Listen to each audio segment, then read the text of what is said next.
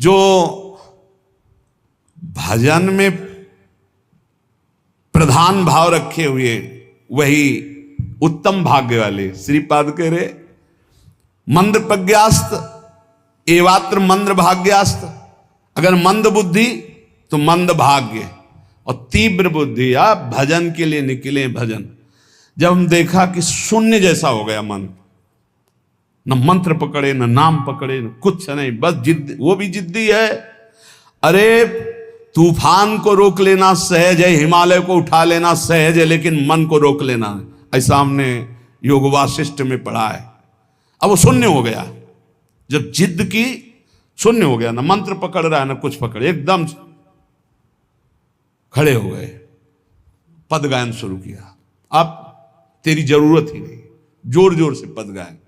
ऐसे थोड़ी इस पर ऐसे थोड़ी चढ़े बैठे रह गए, हर समय 24 घंटे चढ़े बैठे।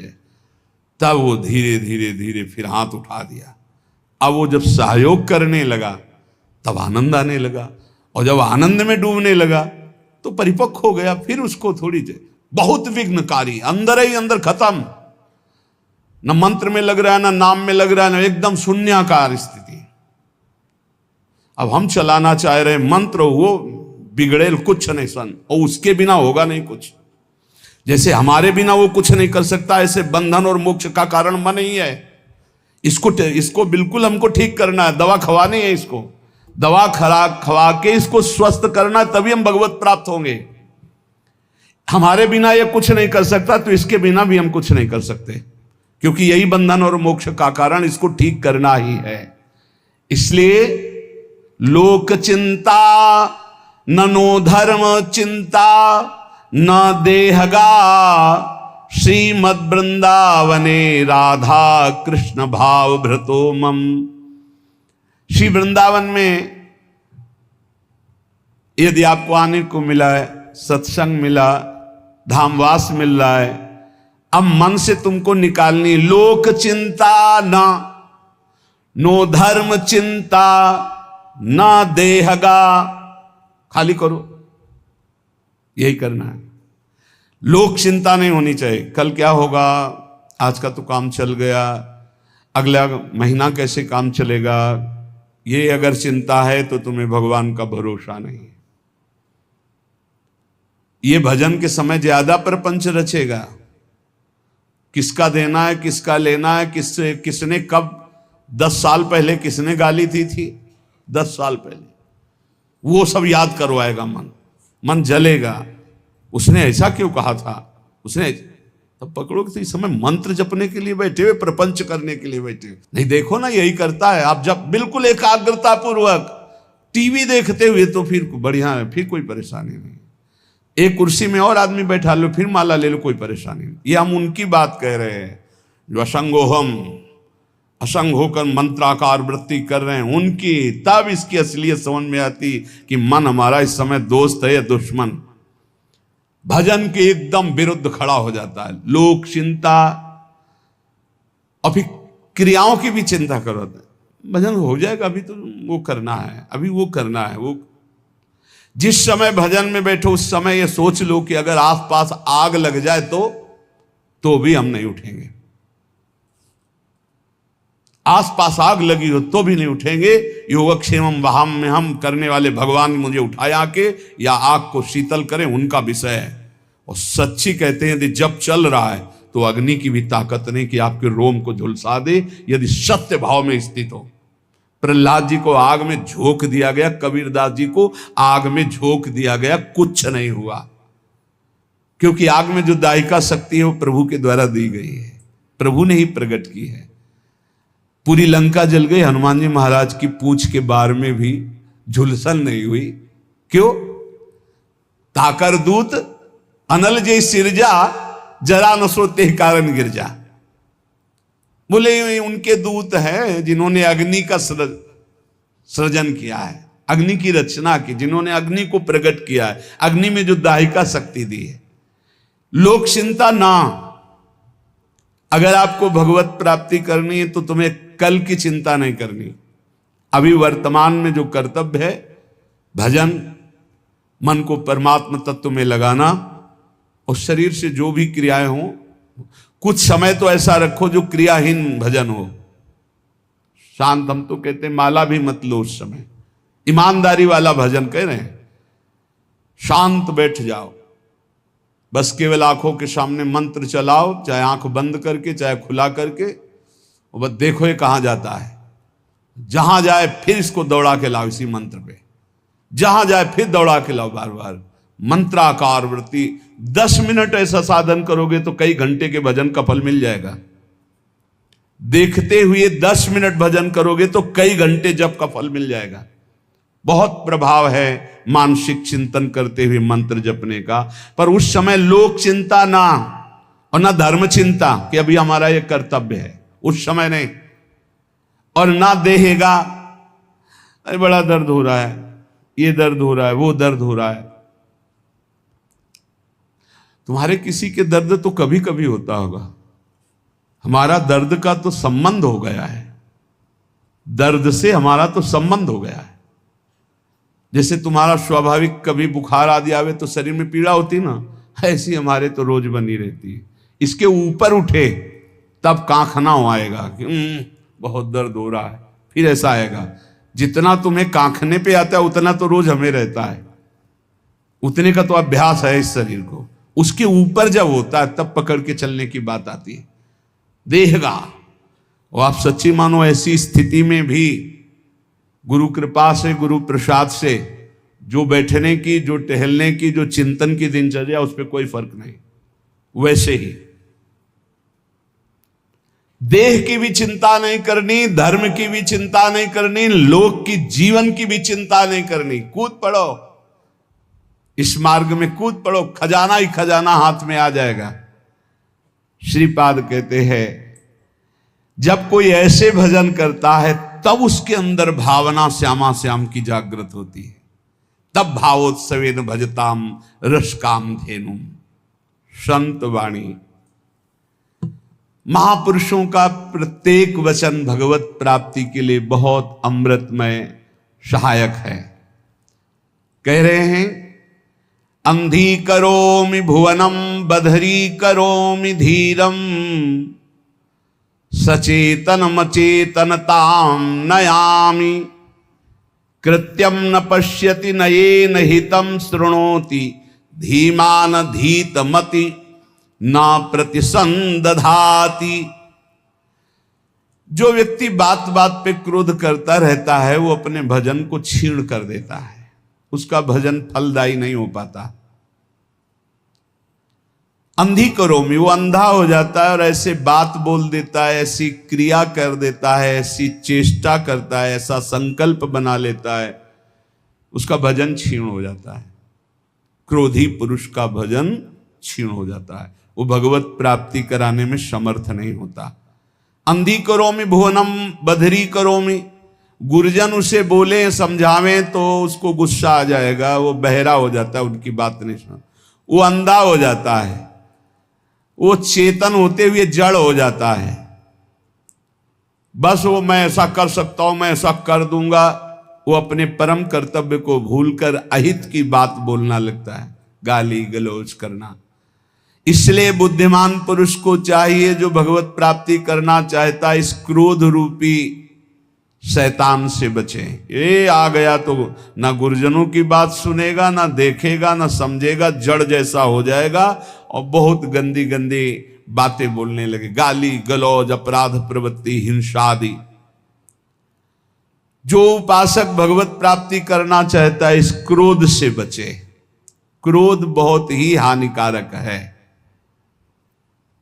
प्राया सुकृतिनामर्थे देवायांति सहायताम अपंथानम तु गच्छन्तम शोदरोपि विमुंचति।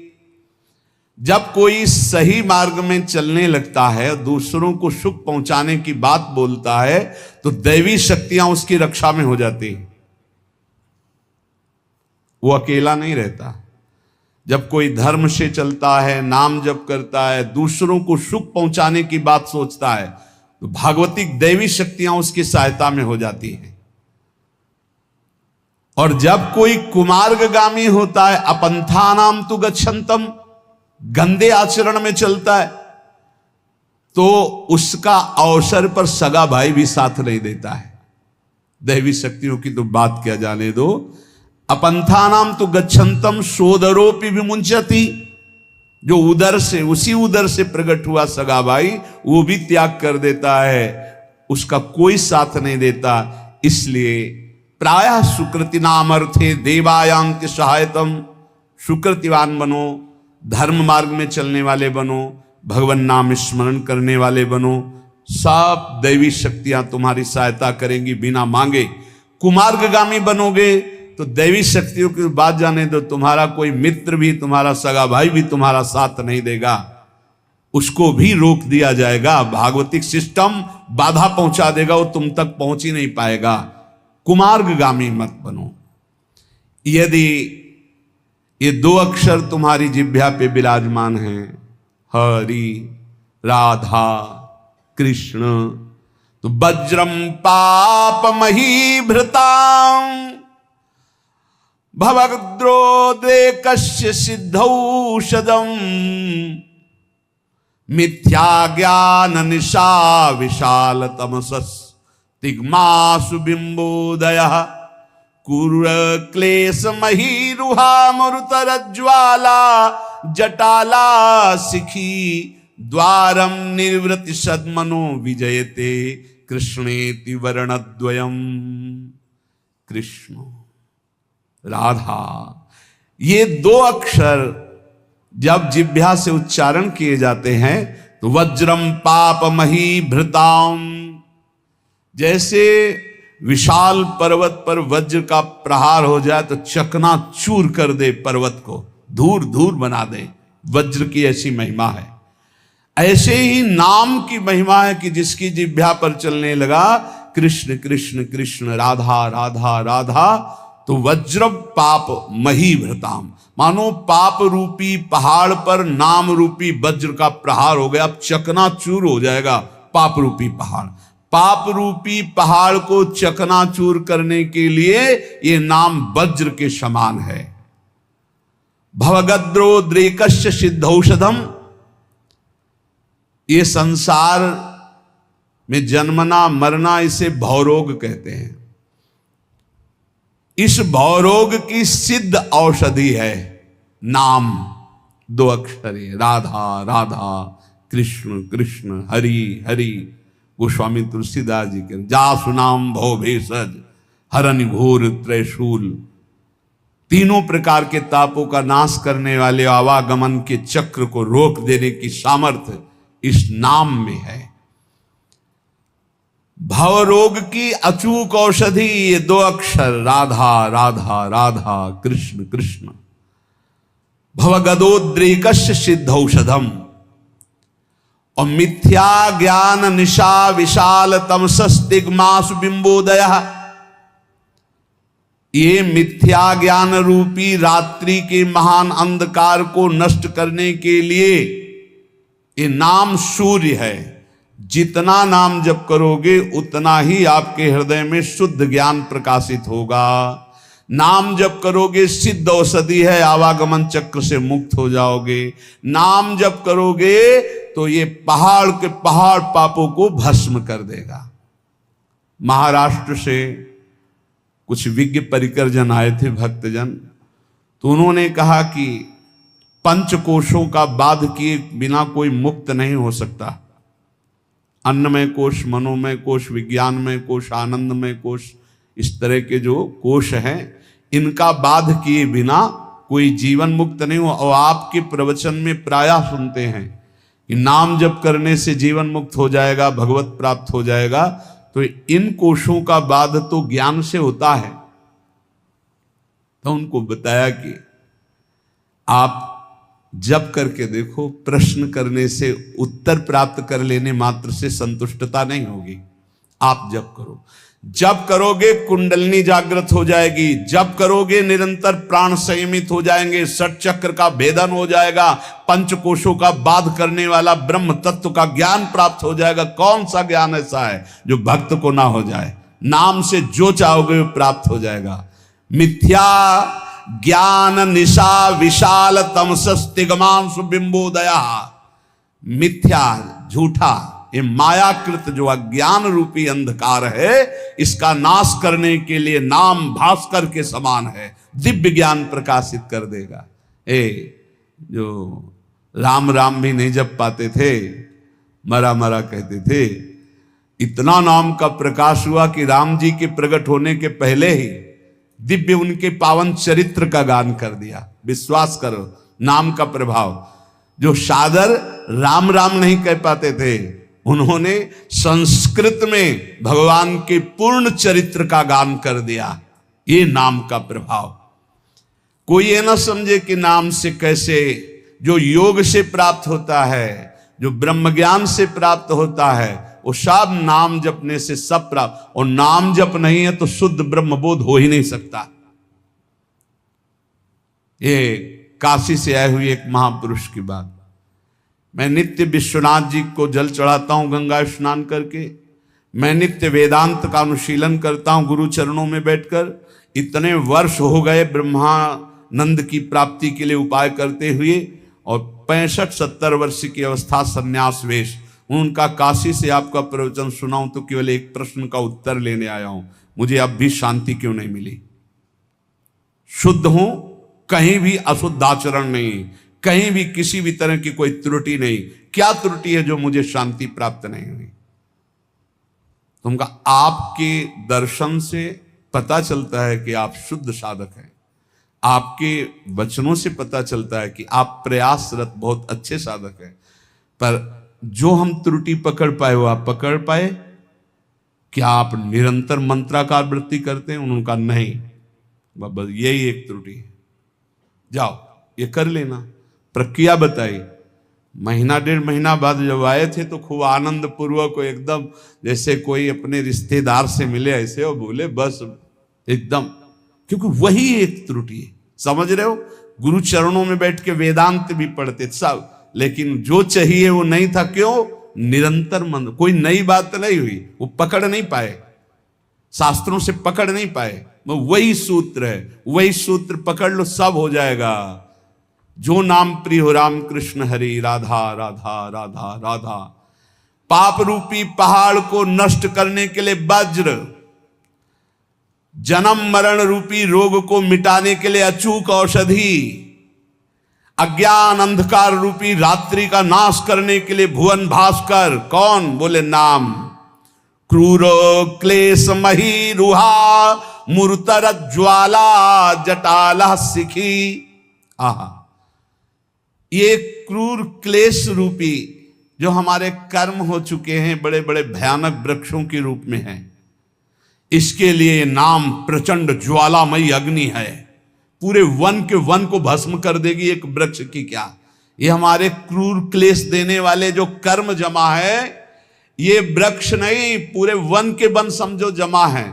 इनको भस्म करने के लिए अग्नि चाहिए। वो अग्नि कौन है? नामाग्नि। द्वारम निर्वृति सदमनो विजयते कृष्णेति वर्णद्वयम। परमानंद निकेतन के द्वार में पहुंच चुके हो यदि नाम जपना शुरू कर दिया, राधा राधा कृष्ण कृष्ण, इसलिए इन 2 अक्षरों की सदा जय हो। जिसकी जिह्वा पर विराजमान होते हैं उसकी सदा जय होती है। कह रहे भाई वृंदावन मत जाना। क्यों? बोले हम पहले से तुम्हें सावधान कर रहे हैं। एक चोर रहता है, वो तुम्हारे चित्त को चुरा लेगा। रे चेता कथयामि ते हितमिदम वृंदावने चारयन वृंदम कोपि गवाम नवाम बुध निभो बंधुर्न कार्यस्त्वया सौंदर्यामृत मुद्गिरद्भिरभितः सम्मोह मंदस्मितै रेश त्वाम तव वल्लभाश्च विषया नासुक्षयम निश्चति। सावधान मत जाना ब्रज नगरी में, वृंदावन में, वहां एक बहुत बड़ा चोर रहता है। क्या? बोले वैसे तो गाय चराता है, पर नवीन नील मेघ की सी कांति है, बड़ा छैल छबीला है, वो सौंदर्यामृत सिंधु का साक्षात गाढ़ स्वरूप है। जब वो मंद मंद मुस्कुराता हुआ तिरछी चितवन से देख लेता है तो जिसको देख लेता है उसका समस्त विषय विष सब नष्ट हो जाता है और वो सदा सदा के लिए उसी का हो जाता है। इसलिए यदि तुम्हें विषयों में सुख चाहिए तो बोले वृंदावन मत जाना। वृंदावन का ठाकुर ऐसा है, ये चित चोर है, ये ब्रजे वसंतम नवनीत चोरम है, गोपांगना नाम च दुकूल चोरम, अनेक जन्मार्जित पाप चौरम, चौराग्रगण्यम नमामि। बढ़िया है, ऐसे चोर मिल जाए भाई, इनके लिए तो तड़प रहे हैं, मिल जाए चुरा ले हमारा मन, सारी परेशानी चली जाए। पर पंडित राज जगन्नाथ जी महाभागवत है, वो कह रहे हैं भाई इसका भाव ये भी है कि चिंता मत करो, तुम उनकी नगरी में पहुंच गए हो, जिस दिन खेलते खेलते आएंगे वो चुरा ही लेंगे। कदावा खेलंतो ब्रजनगर वीथी सुहृदयम हरंतो ब्रज हरंतो श्री राधा ब्रजपति कुमारो शुक्र तिला। देख लेना, अगर ब्रजनगर में वास करते हो और रसिकों के अनुसार चलते हो तो कभी न कभी खेलते हुए ये दोनों युगल सरकार आएंगे और तुम्हारे चित्त का अपहरण कर ले जाएंगे। प्रभु मुझे मांगने पर भी कभी धन सुख मत देना, क्योंकि सुना है जो धन का अभिमानी धन भोगी हो जाता है वो परम धन से वंचित हो जाता है। प्रभु मैं मांगू तो शरीर का भोग कभी मुझे मत देना। प्रभु अगर मैं कभी राजा बनना चाहूं तुम कभी मेरी बात मत मानना। प्रभु मैं एक अभिलाषा करता हूं कि जहां से आपके भक्त चढ़ते हैं आपके दर्शन के लिए मंदिर में, प्रथम सीढ़ी मुझे बना देना जिससे हर भक्त की चरण रज हमारे ऊपर पड़े। मैं चाहूं भी तो मुझे धन सुख मत देना, शरीर सुख मत देना, राज्य सुख मत देना, परम पद मत देना। क्या चाहते हो? तो बोले आपके मंदिर में जब दर्शन करने भक्त जाते तो पहली सीढ़ी से ही पादुका उतार देते। ये भक्तों का लक्षण, कभी मंदिर की सीढ़ी में पादुका पहन करके नहीं चढ़ा जाता। इतना चप्पल जूता से प्यार है, एक दो बार तो रोकना पड़ा है कि बोले चप्पल पहन के नहीं जा सकते। बोले अच्छा तो चप्पल हाथ में ले लिए। हाँ, ठाकुर जी के सामने जा रहे हैं लोग, फूल माला लेके जाते हो, चप्पल लेके जा रहे हैं, ऐसे देखे गए हैं। इतना प्यार है। और अगर बाहर उतार गए तो दर्शन ठाकुर जी के कर रहे हैं, ध्यान में चप्पल है, कोई पहन न ले जाए यार, पहन न ले। हमें लगता है कि अगर आसपास कहीं रुके हो तो वहां से नंगे पैर जाना चाहिए ठाकुर जी के दर्शन। इतना तो सौभाग्य ले लो। सिर भर जाऊं उचित मोरा सबसे सेवक धर्म। और मंदिर की प्रथम सीढ़ी से पादुका ना पहने, ये पक्का इतना तो समझ लो। वैसे भी 32 सेवा अपराधों में है पादुका पहन करके दर्शन करने जाना। प्रथम सीढ़ी से वहां दरवाजे तक पहन करके जाते हैं, कांटा पड़े हैं क्या वहां?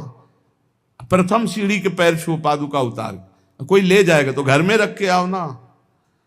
इतना प्रिय पादुका है तो उसको फिर, अरे ठाकुर जी के आगे प्राण भी प्रिय नहीं है, ले जाएगा बेचारा। चार दिन तुम पहने, 4 दिन वो पहन लेगा। बोले तुम तो बाबा जी हो, तुम्हें फिर कोई दे देगा। वैसे तुम बिल्कुल अपने घर में उतार के जाओ, नंगे पैर जाओ।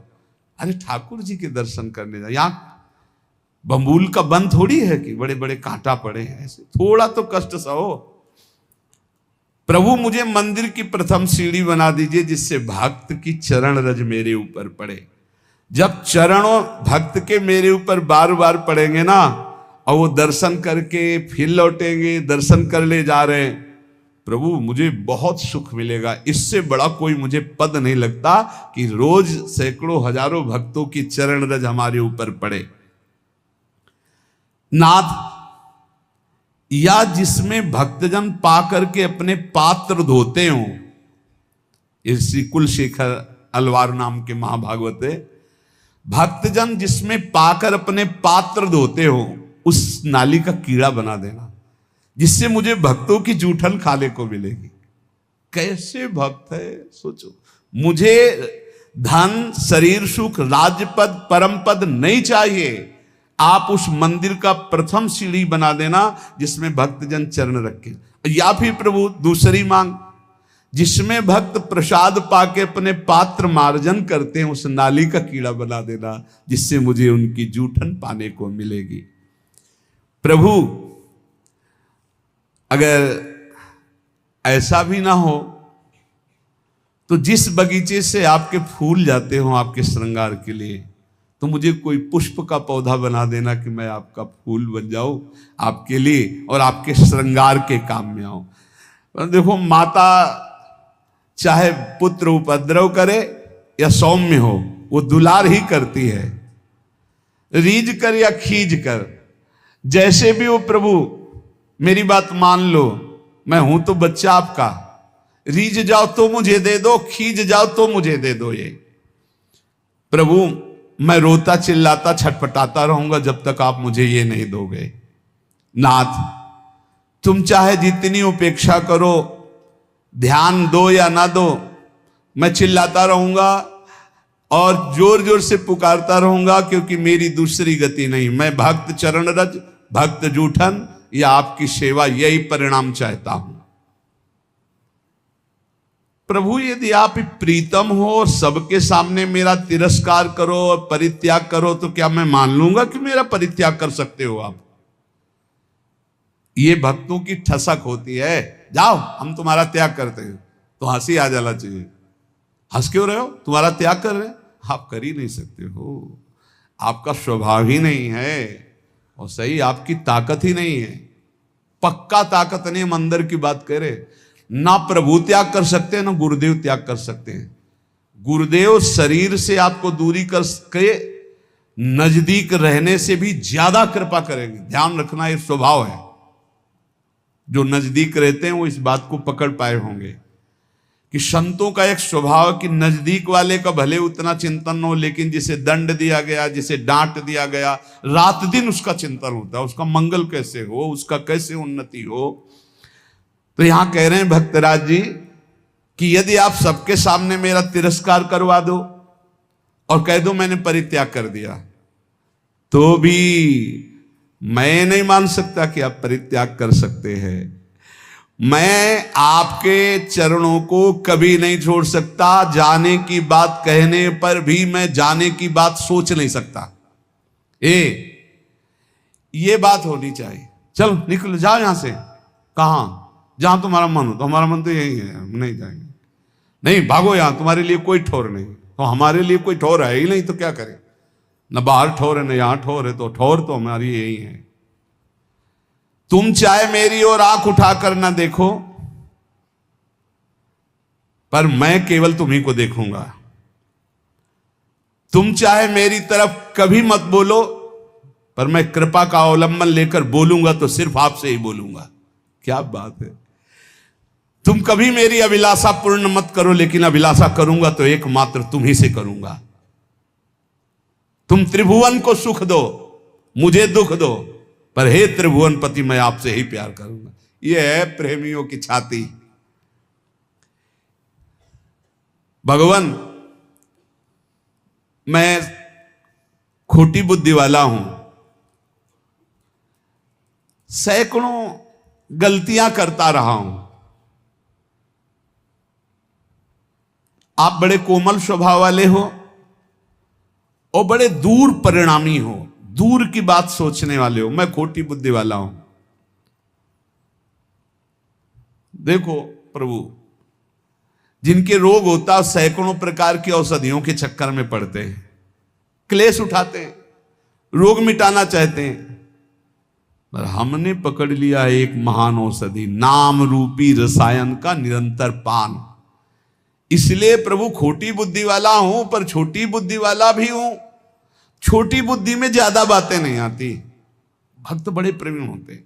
हमने तो आपका छोटा बस नाम पकड़ लिया है, राधा राधा कृष्ण कृष्ण, ये रसायन पान कर रहा हूं। और गोविंद, अब आपसे कहता हूं निकल के दिखाओ। फंसा लिया भगवान को। खोटी बुद्धि वाला हूं, बहुत बुरा कर्म किया हूं, छोटी बुद्धि वाला हूं, जैसे लोग के रोग होते तो सैकड़ों औषधियों की चक्कर में पड़ते हैं, वो बड़ी बुद्धि वाले हैं, हम छोटी बुद्धि वाले, एक औषधि में पड़े, नाम औषधि, नाम को पकड़ लिया। अब नाम को पकड़ लिया तो तुम निकल के दिखाओ, जाओ निकल के। ये खास ठसक होती भक्त की, नाम ने तुमको भी मोहित कर रखा है। अब पीने वाला तो छक ही जाता है इसमें, और उसको जो छू ले, जो सानिध्य, वो भी छक जाता है। इसलिए मैं कभी आपके द्वारा दी हुई सुदीर्घ यातनाओं से भयभीत होने वाला नहीं, मैं आपकी धमकियों में आने वाला नहीं। भगवान से कह रहे कि मैं तुम्हें छोड़ दूंगा, मैं तुम्हें त्याग दूंगा, तुम खोटी बुद्धि के हो। नाथ, अब आलस्य को दूर करके बस आपके नाम का निरंतर जप करते हुए आपको दया के लिए विवश करूंगा। रोता रहूंगा, पुकारता रहूंगा, राधा राधा राधा। कभी तो भनक पड़ेगी कान में, कभी तो दौड़ के आना ही पड़े, विवश कर दूंगा आपको। ये बहुत बढ़िया बात मिली है। कह रहे हैं बहुत छोटी बुद्धि वाला हो, इसलिए ज्यादा विचार हमारे दिमाग में है नहीं, आपका नाम पकड़ लिया है। और जैसे आप तिरस्कार करके, अपमानित करके मैं त्याग करता हूं, ये सब बातें करते हो ना, अब हम कहते हैं जाओ आप, निकल जाओ आप, कभी दया मत करना। अगर आपको दया के लिए विवश न कर दे तो बताना, क्योंकि मैं रात दिन आपका नाम जप करके आपको पुकारूंगा। प्रभु, संसार सागर में गिरे हुए, दुख सुखादि द्वंद्वों की वायु से आहत हुए, स्त्री पुत्र आदि के मोह जाल रूपी भारी पाषाण से डूबे हुए, विषय रूपी विषम जलराशि में बिना नौका के थपेड़े खाते हुए के लिए एकमात्र मैंने उपाय देखा है, वो है आपका नाम। सत्संग का सार रोज का निरंतर नाम जप करो। प्रभु के आश्रय में ऐसे दृढ़ रहो कि प्रभु भी छोड़ दे तो आप ना छोड़ो, सब छोड़ दें तो बात क्या, प्रभु भी अगर आके कह दे, पर आके कहना होगा। तो यही हमारा चमत्कार होगा नाम का। आओ कहो आके कि हम आपको छोड़ते हैं। अरे अब किसी से गिड़गिड़ाने की जरूरत नहीं, अपने पास नाम मिल गया। नाम सुकृत धन अपनी जीवन, गुरुदेव ने बलवान बना दिया। रात दिन नाम जप करो, जिद्दी स्वभाव रखो। अब भगवान भी हाथ छुड़ा के भागना चाहे तो जाओ, आपका नाम हमारे पास, देखते कब तक भागोगे। तो पतंग की तरह खिंचते नजदीक चले आएंगे, भाग ही नहीं सकते, विवश हो जाए। कह रहे हैं आपको कृपा के लिए, दया के लिए विवश कर दूंगा। कैसे? रो रो के राधा राधा राधा आपको विवश कर दूंगा। इसलिए निरंतर नाम जप करो। बहुत कम समय है, मृत्यु नजदीक आ रही है, दुख का भारी कोई न कोई दरवाजा खुलने वाला है। व्याधि मंदिरम, ये व्याधि का मंदिर, कोई न कोई दरवाजा खुलने वाला है। अभी स्वस्थ हो तो ज्यादा उपद्रव मत करो, इधर उधर की गंदी आचरणों के ढेर मत लगाओ, नहीं तो आगे जो दरवाजा खुलेगा रोग का ना, फिर होश उड़ जाएंगे। होश उड़ा दो माया के, ये जन्म ऐसा है। होश उड़ा दो माया के नाम के बल पर। जैसे माया का बल कौन? हरि। ऐसे मेरा बल कौन? हरि। तो कोई कमजोर योद्धा थोड़ी हो, माया बहुत बलवती। तो तुम किसके हो? ममैवांशो, भगवान के अंश। माया भगवती माँ की तरह प्यार करने लगेंगी। होश उड़ा दो माया भगवती के, जो परास्त करने वाले हैं। वो कैसे? नाम कीर्तन से, भगवत यश गाम से, भगवान नाम जप से। जीवन का सार निरंतर नाम जप चलता रहे, एक क्षण भी मत छोड़ना, नहीं घाटे में हो जाओगे। ये घाटा कभी पूर्ण होने वाला नहीं।